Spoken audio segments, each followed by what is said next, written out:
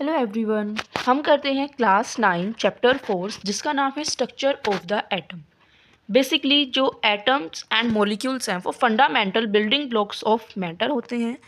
अब जो एग्जिस्टेंस होती हैं डिफरेंट काइंड्स ऑफ मैटर की, वो due to different atoms constituting them.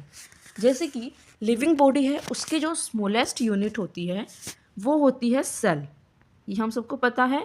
ऐसे ही जो नॉन लिविंग बॉडी है उसकी जो स्मॉलेस्ट यूनिट होती है दैट इज़ एटम। क्लियर है इतना?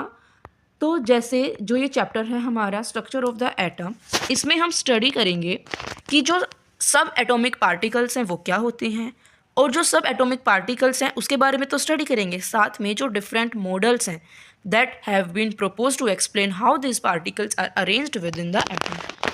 कि जो सब एटॉमिक पार्टिकल्स को तो स्टडी करेंगे, साथ में क्या करेंगे, जो डिफरेंट मॉडल्स हैं, जिससे कि क्या होता है, explain how these particles are arranged within the atom. Explain how these particles arranged in the atom, this one. Next जो हमारा फर्स्ट टॉपिक है इस चैप्टर का वो ये है चार्ज पार्टिकल्स इन मैटर। अब चार्ज पार्टिकल्स इन मैटर में क्या बताते हैं, यहाँ से देखिएगा आप कि many scientist contributing in revealing the presence of charge particles in an atom. बहुत सारे साइंटिस्ट हैं, उन्होंने कंट्रीब्यूट किया कि जो चार्ज पार्टिकल है वो एटम में प्रेजेंट होता है। सबसे पहले ये बताया, उसके बाद इट वॉज नोन बाय 1900 कि जो एटम है वो इंडिविजिबल पार्टिकल है।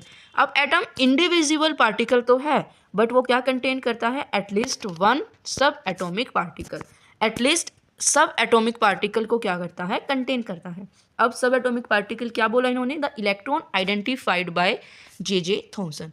जो इलेक्ट्रॉन है वो एक सब एटॉमिक पार्टिकल है, एंड वो किसने आइडेंटिफाई किया है, जे थॉमसन ने। तो इनके नाम है जो वो हम याद करते चलेंगे तो ईजिली बाद में हमें लर्न रहेंगे। तो सब एटॉमिक पार्टिकल जो फर्स्ट इन्होंने बताया दैट इज इलेक्ट्रॉन, जो किसने आइडेंटिफाई किया है, जे थॉमसन ने। Next, even before the electron, जब तक इलेक्ट्रॉन को आइडेंटिफाई भी नहीं किया गया था, ई गोल्डस्टीन ने 1886 में डिस्कवर किया था कि जो जब गैस डिस्चार्ज होती है तो नई रेडिएशन प्रेजेंस होती है वहाँ पर, तो उसको क्या बोला जाता है, उनको बोला जाता है कैनाल रेज। ठीक है, कि presence of new radiations in a gas discharge is called them canal raise. ठीक है, अब जो ये रेज हैं ये पॉजिटिवली चार्ज रेडिएशन होती हैं जो अल्टीमेटली डिस्कवर करती है अनदर सब एटॉमिक पार्टिकल को, और जो अनदर सब एटॉमिक पार्टिकल है had a charge equal in magnitude but opposite in sign to that of the electron। कि जैसे इलेक्ट्रॉन का जो साइन होगा उसके जो अपोजिट साइन होगा वो किसका होगा, जो अनदर सब एटॉमिक पार्टिकल डिस्कवर किया है उसका होगा। अब इसका जो मास है वो अप्रोक्सीमेटली कितना है, 2000 times at that of the electron. It was given this one 2000 times as that of the electron. It was given the name of proton.